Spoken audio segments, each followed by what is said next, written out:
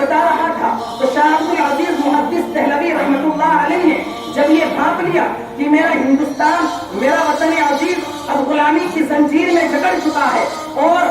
برطانوی بھیڑیے کے سامراجیہ میں آ چکا ہے، تو اس وقت شاہ عبد العزیز محدث دہلوی رحمۃ اللہ علیہ نے اعلان اور ببانگ ظہری اعلان کر دیا کہ آج ہندوستان غلام ہو چکا ہے، لہذا ہر مسلمان پر یہ ضروری ہے، ہر مسلمان کا یہ فریضہ بیٹھتا ہے کہ اس ہندوستان کو آزاد کرائیں۔ تو یہ تاریخ کیا بتاتی ہے؟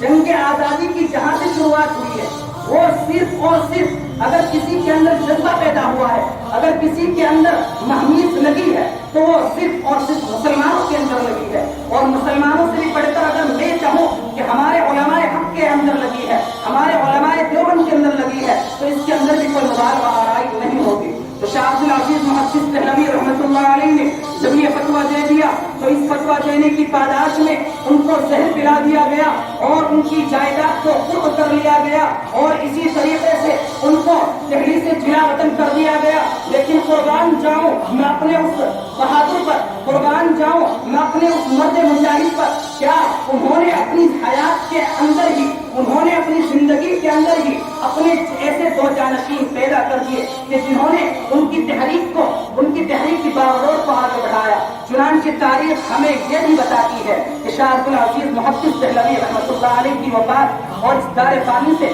وہ 1824 عیسوی کے اندر اٹھ کر جاتے ہیں، اور ان کے بعد اس تحریک کو اور اس پیغام کو لے کر جو آگے چلتے ہیں، ایک تو انہی کے خانوادے کے چشم و چراغ شاہ اسماعیل شہید رحمۃ اللہ علیہ ہیں، اور اسی طریقے سے ایک ان کی جلیل القدر شاگرد سید احمد شہید رائے بریلوی، ان کی اگر آپ تاریخ پڑھیں گے تو تاریخ ہمیں یہ بتاتی ہے کہ ان دونوں بزرگوں نے ہندوستان کے چپے چپے میں اور خطے خطے میں پھر کر لوگوں سے بیعت لی۔ وہ کانلا بھی گئے، وہ دیوبند بھی آئے، وہ پٹنہ بھی گئے، وہ غازی آباد بھی گئے اور لوگوں سے بیعت لی، اور ایک لمبا جنود مجندہ تیار کر لیا، اور پھر یہ حضرات جاتے ہیں بالا کوٹ کی پہاڑی پر، اور بالا کوٹ کی پہاڑی پر جا کر وہ انگریزوں سے برسر پیکار ہوتے ہیں، لیکن جو ناکامی مقدر تھی، سید احمد شہید رائے بریلوی رحمۃ اللہ علیہ،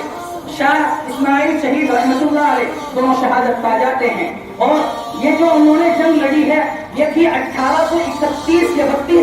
32 کے اندر بالا کوٹ کی پہاڑی کے اندر جنگ لڑی جاتی ہے۔ میں آپ کو یہ بتانا چاہتا ہوں کہ جو 1831 یا 32 کے اندر جو جنگ ہوئی ہے اس کے اندر صرف اور صرف علماء کی جماعت تھی، اس کے اندر صرف اور صرف مسلمانوں کی جماعت تھی، اس کے اندر ہمارے ساتھ ہمارے برادران وطن نہیں تھے، یہ تاریخ بتاتی ہمیں۔ لیکن آج کیا ہو رہا ہے؟ اس دنیا کا ترقی یافتہ طبقہ اور اپنے آپ کو ٹیکنالوجی سے متاثر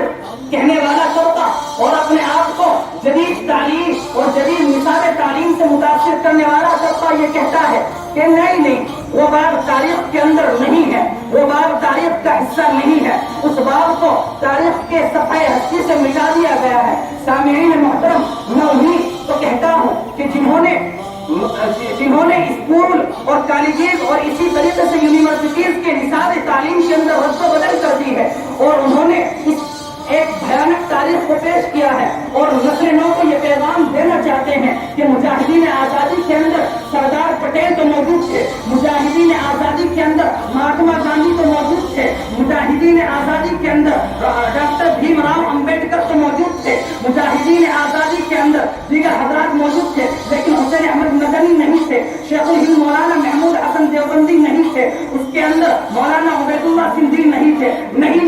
میں ان کو یہ کہنا چاہتا ہوں، آپ لاکھ تاریخ بدل ڈالے، آپ لاکھ نصاب تعلیم کو بدل ڈالے، آپ لاکھ جدید نصاب تعلیم کو اسکول کالجز اور یونیورسٹیز کے اندر نفاذ کر ڈالے، لیکن یہ مدارس اسلامیہ، یہ مکاتب دینیہ، یہ ہمارے اکابرین کی نشانی ہے، یہ ہمارے اسلاف کی قربانیوں کا نتیجہ ہے۔ ہم بھی اپنی نسل نو کو اور ان نونہالان امت کو قیامت تک کی صبح تک اس تاریخ کے بعد کے بارے میں بتاتے رہیں گے کہ 1831 کے اندر اور اسی طریقے سے 1799 کے اندر، اسی طریقے سے 1756 کے اندر سراج الدولہ نے، 1799 کے اندر ٹیپو سلطان شہید رحمۃ اللہ علیہ نے جان شہادت پی کر، اور اسی طریقے سے 1831-32 کے اندر سید احمد شہید رائے بریلوی نے، شاہ اسماعیل شہید رحمۃ اللہ اللہ علیہ نے جامع شہادت نوٹ بھی کریے باور کرا دیا کہ ہندوستان کی آزادی کا جو سب سے پہلا جذبہ تیار ہوا ہے وہ مسلمانوں کے اندر ہوا ہے، وہ علماء کرام کے اندر ہوا ہے۔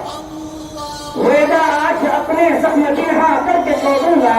ویدا آج اپنے زخم پنہا کر کے چھوڑوں گا، لہو رو کے مہدی کو گلستہ کر کے چھوڑوں گا، جلانا ہے مجھے ہر شمعی کو سوز پنہا سے، تیری تاریخ راتوں کو چراغا کر کے چھوڑوں گا، دکھا دوں گا جہاں کو جو کچھ دیکھا ہے میری آنکھوں نے، دکھا دوں گا جہاں کو جو کچھ دیکھا ہے میری آنکھوں نے، تجھے صورت آئینہ مہرا کر کے چھوڑوں گا، مجھے اے ہمنشی رہنے دے شغل سینہ کاوی میں، مجھے اے ہمنشی رہنے دے شغل سینہ کاوی میں، کہ میں دعوے محبت کو نمایاں کر کے چھوڑوں گا۔ سامعین احترام، جب 1831 اور 32 کی جنگ ہو جاتی ہے، اس کے بعد 26 سال لگ جاتے ہیں، ایک کیونکہ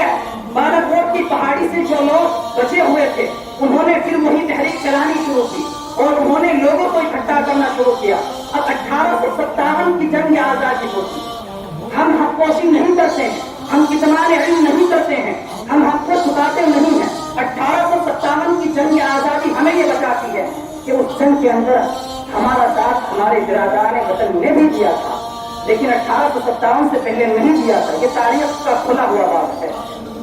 1857 کی جنگ آزادی ہوگی، تاریخ کا مطالعہ کریں گے، تاریخ کی ورق زداری کریں گے تو معلوم یہ ہوگا کہ 1857 کی جنگ آزادی کے اندر الگ الگ خطوں میں جنگ ہوئی، لیکن جو ہمارے علماء کا جو محاذ قائم ہوا وہ تاریخ کے اندر دو آتے ہیں۔ ایک محاذ امبالہ کے اندر مولانا جعفر تھانیسری رحمۃ اللہ علیہ کی سیادت و قیادت میں ہوا،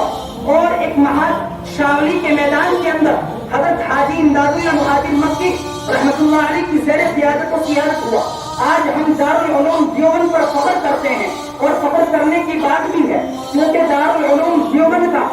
جنگ آزادی کے اندر جو کردار رہا ہے اس کو کبھی بھلایا نہیں جا سکتا۔ دارالعلوم دیوبند کی جو چوٹی کے اکابر ہیں مولانا قاسم نانوتوی رحمۃ اللہ علیہ، مولانا رشید احمد گنگوہی رحمۃ اللہ علیہ، حافظ ثانی شہید رحمۃ اللہ علیہ، حاجی امداد اللہ مہاجر مکی رحمۃ اللہ علیہ، مولانا مظہر نانوتوی رحمۃ اللہ علیہ، مولانا عبداللہ نانوتوی رحمۃ اللہ علیہ اور دیگر ہمارے بزرگان دین یہ جس محاذ پر تھے، تاریخ بتاتی ہے وہ شاملی کے میدان کے اندر حاجی امداد اللہ مہاجر مکی کی سیادت و قیادت میں جنگ لڑ رہے تھے۔ مولانا جعفر تھانیسری رحمۃ اللہ علیہ کی کا جو محاذ امبالہ کے اندر قائم ہوا تھا اس کے اندر کے علماء کی ایک وافی مقدار میں تعداد تھی، لیکن سامعین محترم وہاں عوام کی تعداد زیادہ تھی۔